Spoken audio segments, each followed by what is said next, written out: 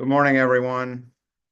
We will go ahead and get started. We'll start with the Pledge of Allegiance offered by Delegate Valentine. I pledge allegiance to the flag of the United States of America and to the republic for which it stands, one nation, under God, indivisible, with liberty and justice for all. The prayer this morning will be offered by Senator Quarterman, and we'll follow that with a moment of silence for all the those impacted by last night's plane and helicopter crash. Senator Quarterman. Thank you, Doug Weibel. Dear Lord, please accept our thanks for this day and all its blessings. We ask that you guide this delegation, its leaders, and our actions. Grant that each of us may feel the responsibility and direction to our community and our country. Bless us today for the work and service we do here, and please keep the families of all the first responders and those that are suffering this great tragedy in Washington, D.C. In that, we pray your name. Amen.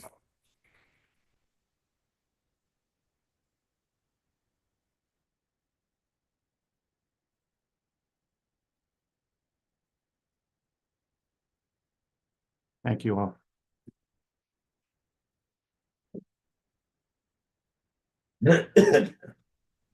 For the record, in the office here, we have Delegate Valentine, Washington County's Council, Bruce Bariano, and Delegate Baker.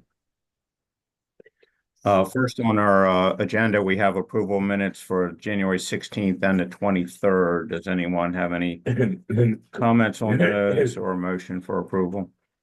Mr. Chair, I move for approval of the minutes. We have a motion by Senator McKay, second by Delegate Valentine. Any further questions?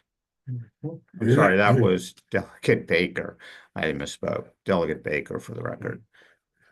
Any questions on the, they do kind of look alike. Any other discussion? All those in favor vote by raising your hand or saying aye. Aye. Any opposed? None opposed. Thank you. Next, under new business, we have several items for legislative consideration. The first on the list is the notice of tax sale, and we've discussed this last week. As you know, this proposed legislation would require publication 2 times in a local newspaper. It will also require posting on the county's website 4 weeks prior to the sale. The reference to the county's website would also be required in the newspaper article, and then it also adds an additional requirement once the property is sold, so that the property owner would be notified twice, not just once, after the property is sold at auction. Is there any discussion on this item? Perfect. Perfect. Is there a motion?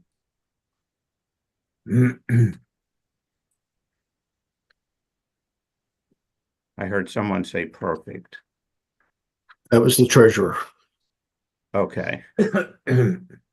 Is there a motion to move forward with this? I have my hand raised. Yes, normally this is a meeting amongst the delegation, but I'll go ahead and allow you to speak.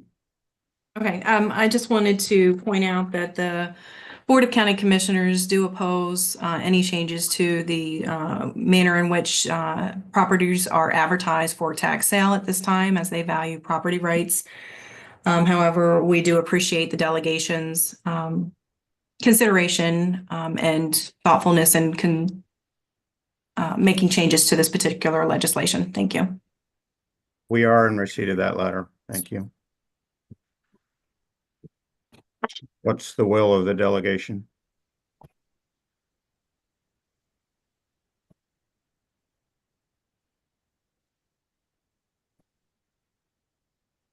Seeing no action, we will bring it back for consideration next week.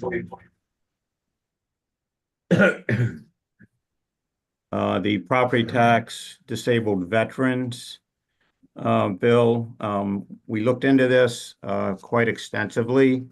The end result is that the bill really doesn't do anything other than provide clarifying language. So it removes the reference to active military, naval, or air service, and instead references the uniformed services as defined in Code Section 10 USC Section 101. And within that section, it does have the definitions of all of the uniformed services as well as active military. So the bill does not change who is eligible to receive the credit.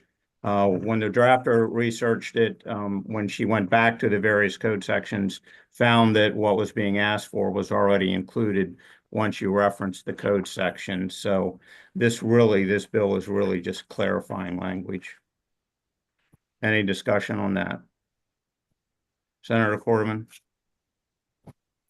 Thank you. And just for a little background, because I apologize. I had assumed that this was something the county had brought forward to us. I don't recall the conversation with this in the past. And so I was curious on the origin of it, because then I saw the letter from the county, which I imagine Ms. Gordon's going to speak to here in a minute, of their opposition. So I didn't know if there was any background of how this originated. I was unfamiliar with that.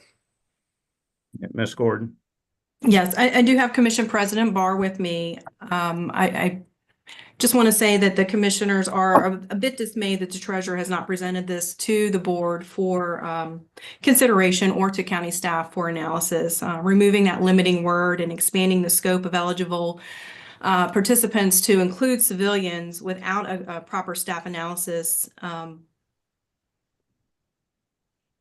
I'm not sure which version you're looking at, Ms. Gordon, but as I stated previously, this does not expand the scope of what is currently done, unless the bill drafter has totally misled us on this one. That is all this bill does, is provide clarifying language and referencing the code section.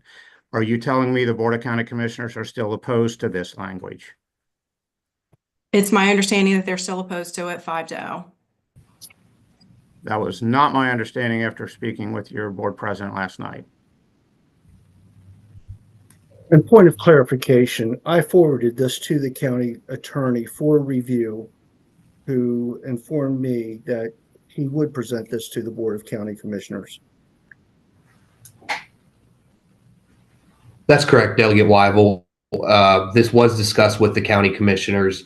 I believe once the session had started or shortly before, back in the fall, there was a call countywide for any requested legislative priorities. This was not included, so the process was a little truncated, and the commissioners haven't really gotten a good handle or been able to analyze this bill. It's my understanding that this would expand that disabled tax credit, veterans tax credit, to those who are deployed as perhaps an employee under NOAA.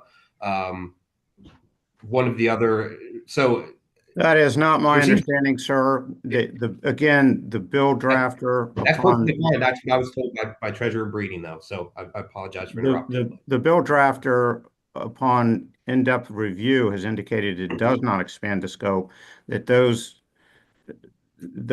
folks were already in the code section. So I'm a little confused, because I hear from the county administrator that the commissioners haven't had a chance to review, but you said that they have reviewed. So I think the confusion is that maybe you were looking, I'm not sure what you guys were looking at, but the draft that's before us today does not expand the scope of those that are eligible to receive the credit.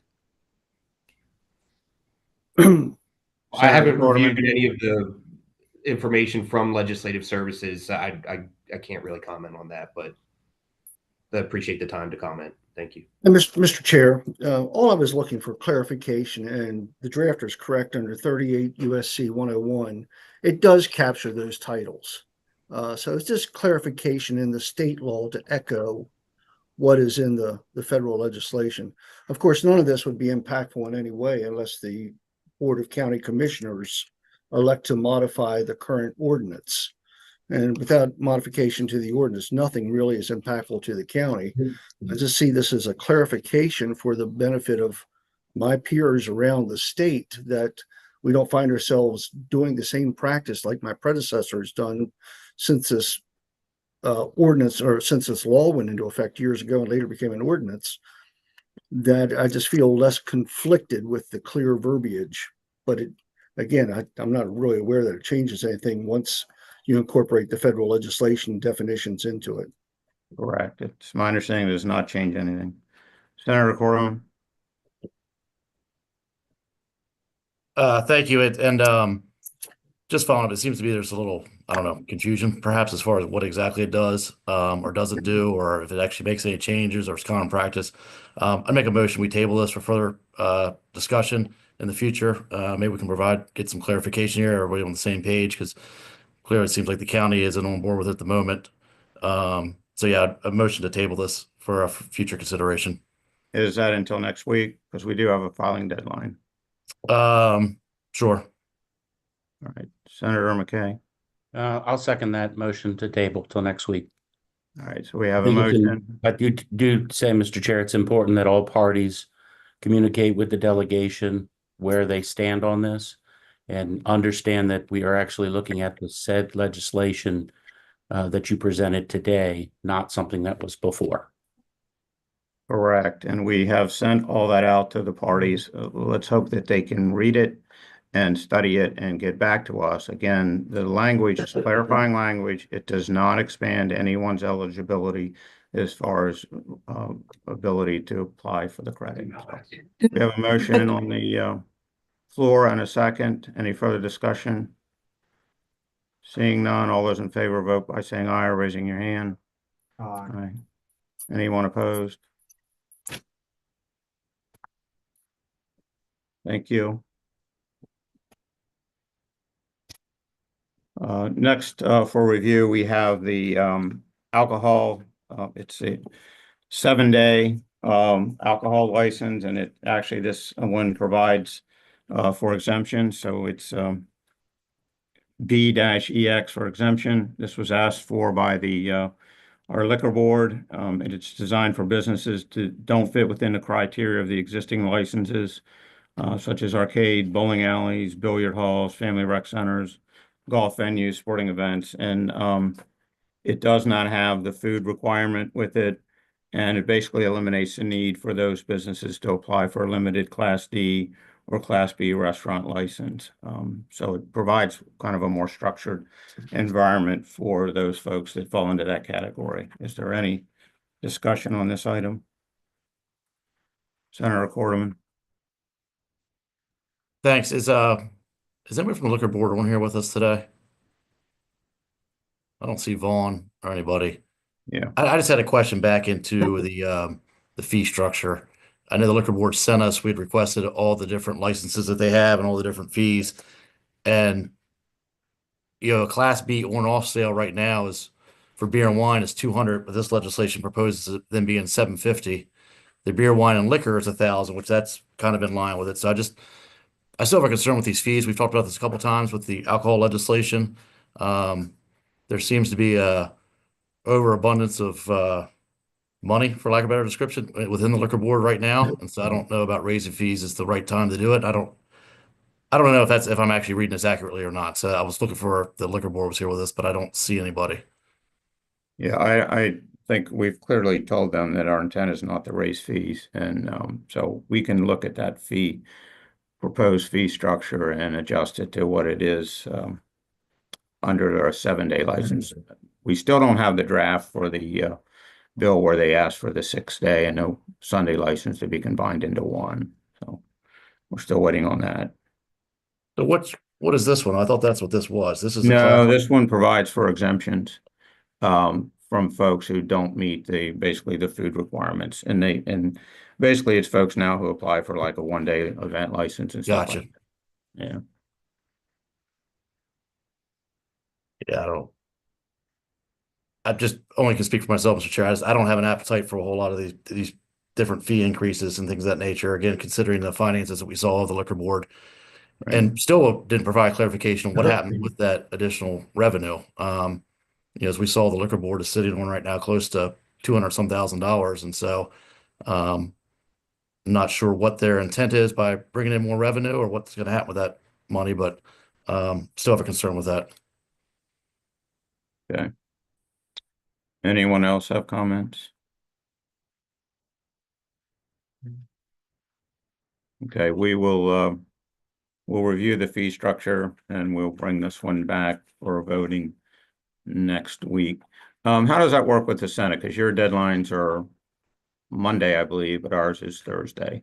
Correct. Yeah, I mean, if we don't take action on it here today, the Senate crossfile would obviously be late if we end up moving forward with it, but there would still be ample time to put the House version in by Friday. So do we want to move this bill with the understanding that the fees will not be raised, but will be in line with the current fee structures, or do we want to postpone the vote? I go along with the comments Paul made. I would like to see in writing, I don't have the bill here in front of me, but I would just like to know exactly what the fee is going to be for each of the alcohol proposals that we're reviewing. And I don't have that in front of me today, so I'm not prepared to move forward on that particular bill today. Okay. And I have concerns about fees as well. All right, so it maybe we just don't end up with Senate crossfile. Yeah, I think that we could still move forward with the House if we get this worked out. But again, the spreadsheet, and Terry, I'll make sure, or Commissioner Baker, or excuse me, Delegate Baker, that your office has it. I thought we had sent it to everybody, but we'll send it out again. It had the breakdown of all the different fee structures that the liquor board currently has, and just again, if I may not be understanding it correctly, and that obviously could be on me, but it seems to be different than what's being proposed in this piece of legislation. So, Yeah, this is not the this is still not the bill that they asked for to eliminate the 6-day and the Sunday Right. license. So we're still waiting on that one. So, Right. But agreed, we agreed that we're not going, so we would take under that bill, we would just take whatever the 6-day fee was and the Sunday fee and consolidate those into one fee. yeah. And like I said, again, for example, just their normal Class B on off sale beer and wine is only $200, and this is $750. So anyways, I think we made the point, and I'm fine with waiting. Okay. Right, the last item on the agenda is the Senate Bill 98. It was brought to my attention yesterday that Senator Karen Lewis Young apparently dropped a bill which impacts 4 county boards of education, including Washington County. I think it would have been nice had she given us advance notice that she was doing so, but it is what it is. But our Board of Ed has they are opposed to this change. What it does is it puts into statute an 8-member Board of Education and creating a student member through statute. Currently, our student member is created through policy. They also take exception to the fact that it provides for a scholarship stipend, and their viewpoint is that many of those folks who serve on this board would have no use for that scholarship because they many of them get a full ride at their college, and they instead award service credits. So the bill as drafted doesn't even give them an option to do that. So bringing it to your attention, hopefully you've had a chance to look at it, but I think we should issue a letter either in favor of or in opposition to this bill whenever it is granted a hearing. Any comments on that? Senator Corrigan? Yeah, and first I thank the Board of Ed for bringing this to our attention, and thank you, Mr. Chair, for having us on our agenda today. After the discussion, I think we should send a delegation letter as well. I'd make a motion that we have a letter of not obviously a letter of support, opposition in regards to this when it's sent, when it's being heard. Because I agree with you. I'm not sure why the senator didn't reach out to somebody in our neck of the woods. I don't know. Delegate Valentine, have you heard anything from her on your side of the mountain? Has she ever mentioned this? This is the first I've heard of this when I saw this last night. No, Senator Corder. Okay. So, All right, we have a motion on the floor as a letter of opposition. Is there a second? Second that motion. second by Senator McKay. Senator McKay? You had a comment? No, that I was seconding the motion, sir. Thank Okay, you. you're, all right. Opposition? Your hand was raised. It would be a letter of opposition. Any other comments? Yes. Delegate Valentine? Sorry about the computer audio, but Senator Corderman, I just wanted to reiterate that the first I heard of this was yesterday afternoon when it was brought to my attention by Delegate Weibel, and I'm in opposition to this as well. Thank you. Any further discussion? So we have a motion on the floor to issue a letter of opposition by the Washington County delegation in regards to the proposed bill by Senator Louis Young.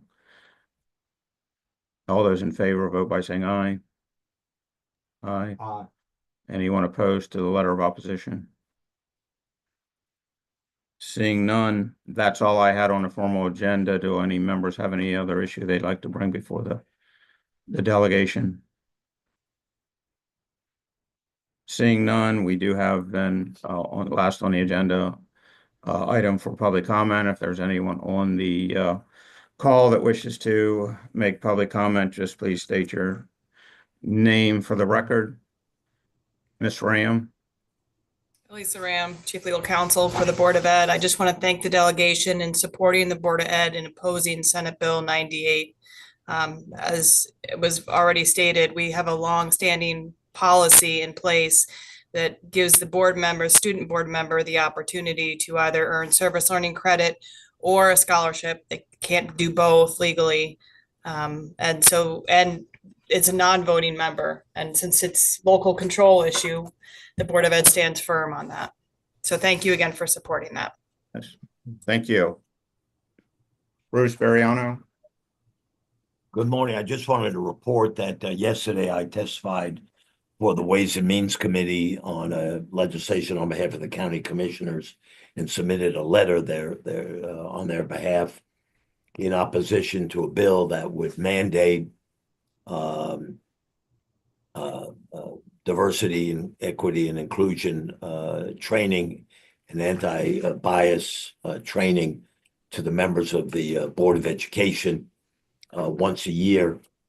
The basis for the opposition to the bill, and I was trying my tone of voice and my appearance to be as delicate and thoughtful as I could be, is that it's an unfunded mandate and that there was concern as to the way the bill was drafted. And I apologize, I don't have it in front of me, but the way it was drafted, not only was it a mandate, but it did not give any clear parameters as to what would be the scope and topic of the training for the board members if it was to be passed. It was sponsored by Delegates Corman and Atterbury, both chairs of House committees, as you know. Some of the points I raised were questioned in an approval way by some of the committee members. So I just wanted to report that I had done that. And it would not surprise me if the bill did move forward out of the committee, given the sponsorship, but I think they will do amendments. I'll just say lastly that the fiscal note was just, I just think, very pathetic in that it said that there'd be no fiscal impact to Washington County, that they could do it with existing resources. I just don't think that's helpful to the legislature to have a fiscal note like that, which is kind of flip and arrogant and just really doesn't provide concrete information to the legislators in considering this bill, what would be the cost impact to Washington County. Thank you. Thank you, Bruce. Anyone else? Ms. Mosher? Hi, I'm sorry for bombarding you guys this morning. I thought that I replied to an email and said I'd like to join. I just wanted to touch base about some of the agritourism issues here in Washington County. I'm very appreciative about the new structure bill, which will give us more accessibility for our ag structures to be able to be used for agritourism issues by bypassing the International Building Code. But there's also just some basics that are Washington County, I feel like is really behind, and just really needs to get caught up, kind of. Even if we could get some things updated to where we follow the state code, the state code permits camping on farms, maybe with some sort of limits of 4 spots or seasonal or something like that. But then updating the term agritourism to include the definition in its definition for recreation. As of right now in Washington County, an agritourism, to get somebody out to my farm, it has to be for a flower building workshop, or to teach people about digging up dahlias, and all those are beautiful things, but it's hard to support a farm and bring in revenue with that kind of mentality. The state's definition says for recreational use, so people can come to the farm simply to enjoy the farm, and that's considered agritourism. It's definitely not a wedding, a concert, a music festival, those things where people are coming for the event, and they're larger, they're commercial businesses. But I'm hoping to get some more movement with opening up agritourism to be able to be more beneficial to the community and the farms. I want to also say, I'm not sure what the ramifications are, what they consider at planning and zoning when they approve another wedding venue, which that's my main business, that's my main income, and I have a commercial exception to do so. I'm limited to 12 events, but I can have those events. But when I first started, there were 3 wedding venues. There was Rockland, Miller's Farmstead, and the B&B over in Williamsport. And now there's 2 more that were just approved. They're opening up this year. My bookings for weddings has plummeted so with Letty's and everybody else's. It's very competitive. You have lots of new venues coming in Jefferson County, Berkeley County. I have to get out there and figure out other things to do. Like, weddings is not the end all be all. And I'd like to do more agritourism type events. But as of right now, my hands are just tied behind my back here in Washington County. It's extremely oppressive for that kind of industry. Not only do I have a business, I also have a farm. It's like having 2 jobs. It's a lot. And I would just appreciate some thought about that. And, maybe, I know the farm stay with the structures and all that is down the road, but something just very basic to get our foot in the door and to be able to at least make it legal for somebody to stay overnight, for me to have, an event where, I have my farmers markets, or I have my happy hours where people can come down to the flower garden and enjoy and hang out here. And I have food trucks and live music, and, those are events that, I can have pretty easily that will help me stay in business. Thank you for those comments. So some of the changes that you're looking for in regards to reference to state code and the like, do they require legislation, or is that something the county can do by ordinance? I think this is something that the county can do by ordinance to adopt state code. I'm brand new to this. It took me all morning just to figure out how to join this Zoom meeting, but I'm here to help if you guys need me. All right. Well, I appreciate that. Sorry about the troubles trying to get on. We do try to publicize the meetings in advance and provide the link. So, it's operator error. It's just I had to, find the way. I have a MacBook, and it's like speaking a different language, trying to figure out how to get the audio on and stuff like that. But I appreciate having the opportunity to be able to talk to everybody. Okay. Well, appreciate you being on the call. Anyone else? Not seeing anyone. Is there a motion for adjournment? Well, I'm hoping to get some answers from you guys about what we can do moving forward to get these balls rolling. And we had a big meeting on January 2nd at my farm, and I was under the impression that things were, a no-brainer. We were all in support. And then I've been trying to email your office and Valentine's office. I've called, I've left messages, nobody's returned. And I'm to the point now where I'm just getting very frustrated. And now we're just going to adjourn without acknowledging, like, what? No, I apologize because I have not seen those emails, so I'll have to get with my aide to find out where the disconnect is there. But we will respond to you. I mean, we did visit your farm. The reason I asked is whether it's a state issue requiring legislation because we're legislators, or is it something that can be handled by local ordinance? If it can be handled by local ordinance, we'll certainly be in touch with the Board of County Commissioners to see if there's anything that can be done to promote ag and to help those struggling with agriculture and keeping their farm. Specifically updating the definition of agritourism. I think there's a real disconnect on what exactly you guys can do to help me. And I'm trying to explain, just by changing that definition, that now, changes how the planning and zoning in Washington County view me. Right now, for their 15-year comprehensive plan, they have a distinct definition about how they plan to view agritourism in the future. And they're separating agriculture-based farms from farms that simply allow access for the view of their farm, saying that that's bad somehow. And, it gives me big fear about the future of Washington County and how they view agritourism and farm businesses. Okay, the county, their attorney, not the county attorney, but Bruce Ferriano is here, and he told me that he will look into that Thank you. definition for agritourism. So there's still time to submit a bill if it's something that's needed to be done at the state level in order to define agritourism for Washington County. We can certainly move that bill forward. Thank you. I appreciate it very much. Please let me know. Will do. Senator McKay, I'd like to move this meeting closed.